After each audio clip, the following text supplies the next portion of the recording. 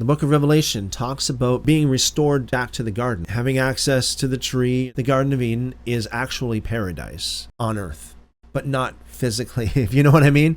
Paradise on earth. In other words, it's the same heavenly realm that Paul talks about in Ephesians that every believer and born-again person is in right now. It's seated with Christ in the heavenly realms.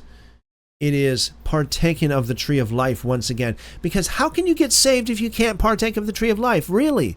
And here's something else that just came to me. How can you get saved? Because there's only one tree of life, right?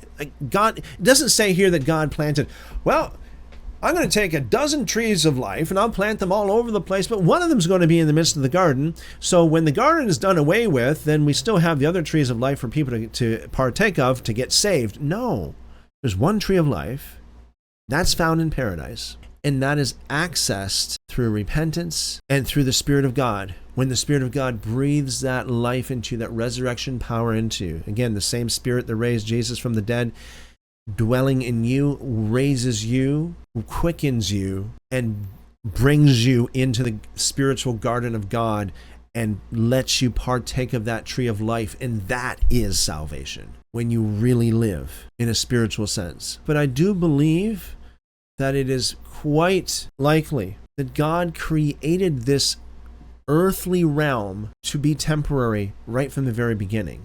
It's just a stage, it's just a step in our life cycle, if you will. If God created the natural realm to be temporary, naturally temporary, and he created the Garden of Eden as a spiritual paradise that was naturally eternal, and this is all allegorical, the tree of life, and as it says there in the Legends of the Jews, to tend and to keep the garden is really just basically to tend and to keep Torah, to tend to the commandments of God and to keep the commandments of God.